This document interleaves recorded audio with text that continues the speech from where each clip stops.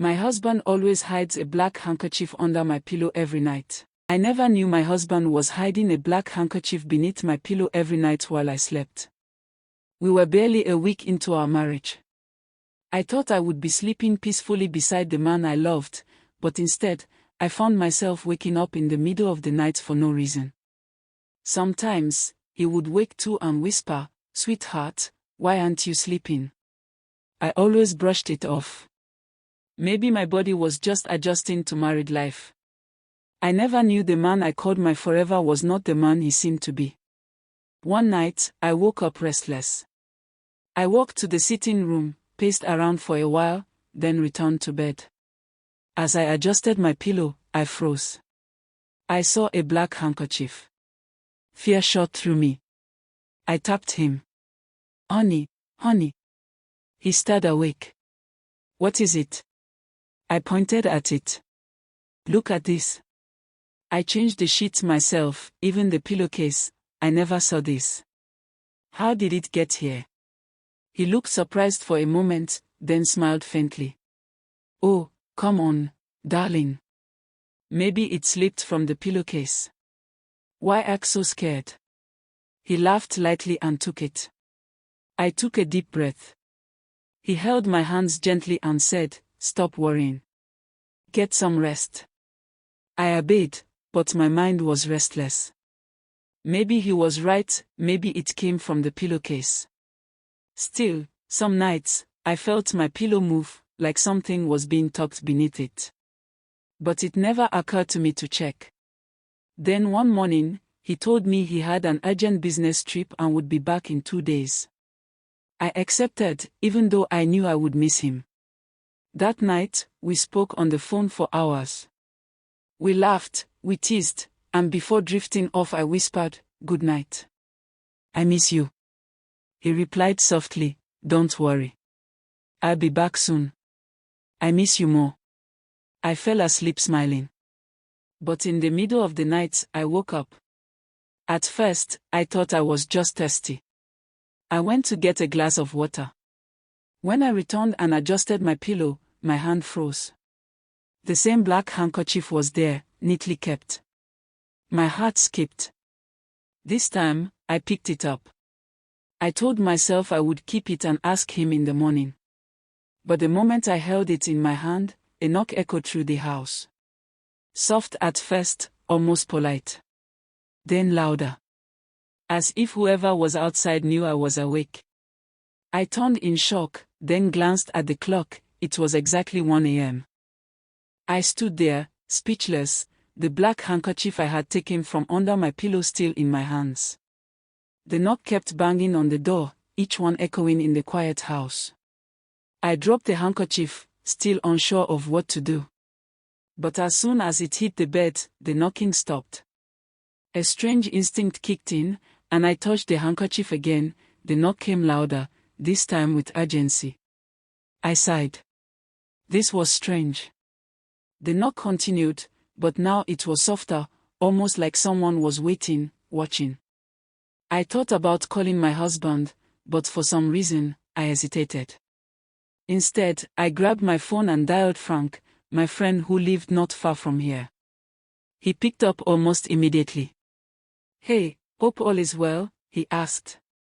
"It's not well," I replied quickly, my voice tight with fear. "I'm alone, and I keep hearing someone knocking at my door." "Can you hear it?" "I'm scared. Can you check it out for me?" He hesitated, his voice lowering. "Where's your husband?" "He traveled, and will be back in 2 days," I said, my mind racing. "All right, I'm just leaving the club. I'll drive down and check it out." "Hold on." The knocking grew louder again, each bang making my heartbeat race. I tried to steady myself as I waited for Frank. Then, just as quickly, his voice came through the phone. "There's no one here. I'm right outside your house, and it's completely quiet." I felt a wave of confusion wash over me.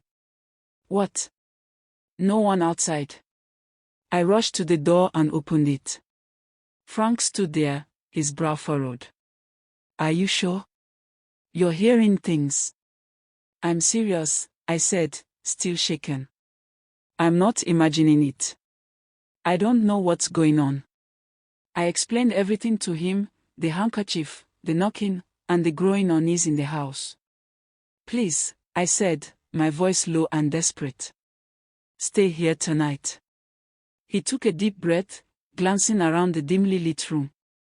You're really okay with me staying here? I mean, with your husband not here. Please, I begged. I can't stay alone tonight. He sighed but agreed, reluctantly settling down on the couch. Very early in the morning, my husband returned unexpectedly. I was still half asleep when I heard him knock at the door. Then, he called my phone. Hey, it's me. I'm outside, he said. My heart raced. I wasn't expecting him back so soon, and my friend was still here. How could I explain this? I had made up my mind. I was going to tell my husband about the black handkerchief, the strange midnight knock, and why Frank had slept over. When I rushed to Frank and whispered that my husband was back at the door, he froze. Fear clouded his face. There was no way to escape. But I told myself, I've done nothing wrong. I will say the truth. I opened the door, bracing myself for shouting, anger, or even worse. But none of that came. My husband stepped inside calmly, glanced at Frank, and simply asked, Are you the owner of the car outside? Frank stammered, Why yes, sir. All right, my husband said, before sitting down casually, as if nothing was out of place. I quickly tried to explain about the knocks, my fear, and why I called Frank instead of him. I apologized for not telling him earlier. To my surprise, he only replied with a faint smile, It's all right. I never knew then, my husband was responsible for everything.